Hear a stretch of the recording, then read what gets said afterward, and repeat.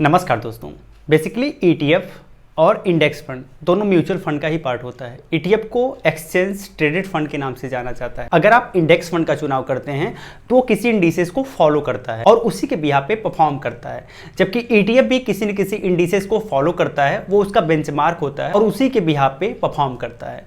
इन दोनों में आपको पैसा लगाना होता है, लेकिन दोनों में कुछ मूलभूत अंतर होती हैं, वो आपको समझना है। अगर आप ईटीएफ में पैसा लगाते हो तो मार्केट जब ओपन होता है और जब क्लोज होता है उसके बीच में कभी भी आप पैसा लगा सकते हो और रियल टाइम में आपको यूनिट्स अलॉट हो जाती हैं, जबकि इंडेक्स के केस में ऐसा नहीं होता है।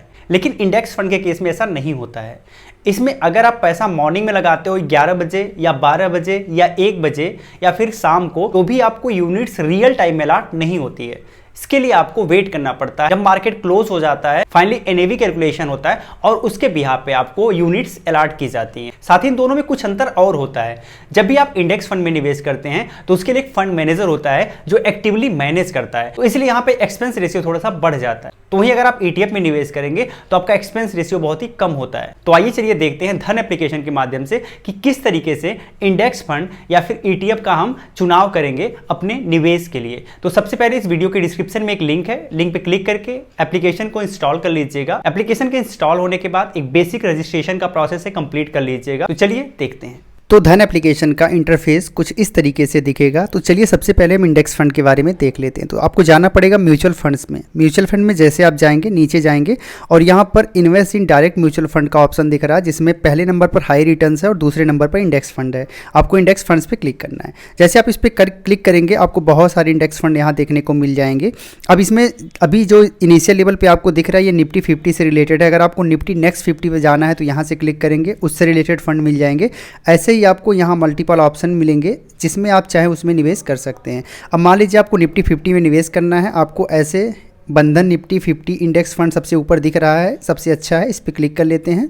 यहाँ पे इसके बारे में इन्फॉर्मेशन आपको मिल जाएगी और फिर से आपको इन्वेस्ट नाउ पे क्लिक करना होता है। अब यहाँ पे दो ऑप्शन होता है, एक सिप होता है और एक वन टाइम। सिप मतलब ये है कि आप हर महीने पैसा जमा करना चाहते हो तो कर सकते हो, या हर सप्ताह करना चाहते हो तो कर सकते हो। वन टाइम में आप एक बार पैसा जमा करते हो और जैसे वन टाइम सेलेक्ट करके इतना पैसा आपने डाल दिया, इन्वेस्ट नाउ करेंगे, आप पैसा निवेश कर सकते हैं। वैसे सिप में आपको अमाउंट डालना है, यहाँ से डेट का सिलेक्ट करना है कि डेट कौन सी डेट पे आपका पैसा कटना चाहिए हर महीने, और यहाँ मंथली या फिर वीकली आपको सिलेक्ट करना पड़ेगा। अगर आप वीकली सेलेक्ट करेंगे तो यहाँ से आपको दिन सेलेक्ट करना है, जबकि मंथली करेंगे तो आपका यहाँ से डेट सेलेक्ट करना है। उसके बाद इन्वेस्ट एज एसआईपी पे क्लिक करना है, ओटीपी आएगा, ओटीपी वेरीफाई करने के बाद पेमेंट कर लेना है और इस तरीके से इजीली आप निवेश कर सकते हैं। अब चलिए हम देख लेते हैं कि हमने अगर इंडेक्स फंड में निवेश कर लिया तो अब ईटीएफ में अगर निवेश करना है तो वो कैसे करेंगे। तो इसके लिए आपको स्टॉक्स पे आना है। स्टॉक्स पे जैसे आएंगे थोड़ा सा नीचे आपको जाना पड़ेगा और नीचे जाने के बाद आपको ऑप्शन दिखेगा discover and invest in ETFs का, यहाँ पे आप देख सकते हैं। अब यहाँ पे आपके पास मल्टीपल ऑप्शन देखने को मिल जाते हैं। पहला इंडेक्स से रिलेटेड है,